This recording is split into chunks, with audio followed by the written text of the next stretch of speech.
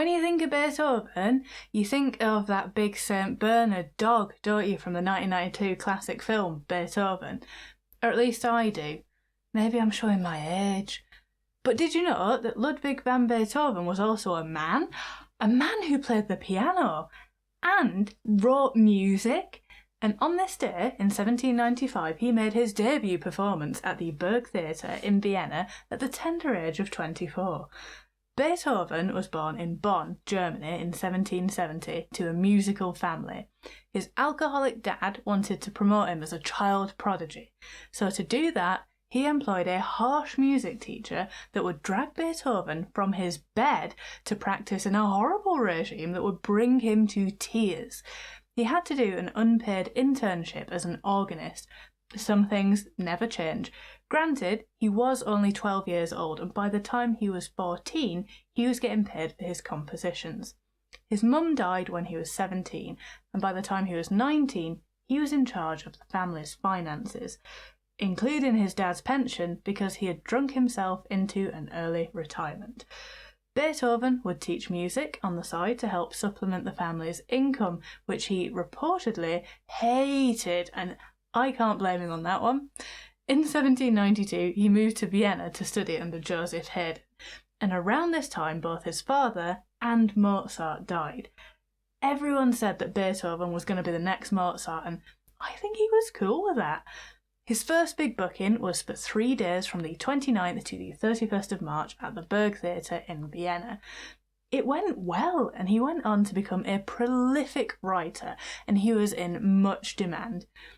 He fell in love with one of his students. She was called Josephine, Countess von Brunswick, and it was a tragic tale. Despite her being into him too, she couldn't marry him because he was a commoner.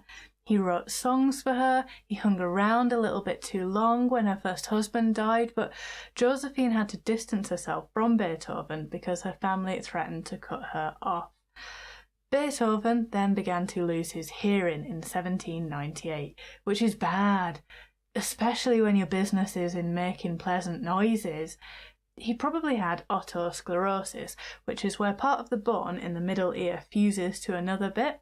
This also caused him severe tinnitus, and there are surgeries that can help fix this problem now, but alas, too late for poor Beethoven. He became increasingly depressed in this period of his life with dark thoughts of ending things. But he decided to seize fate by the throat. It shall certainly not crush me completely.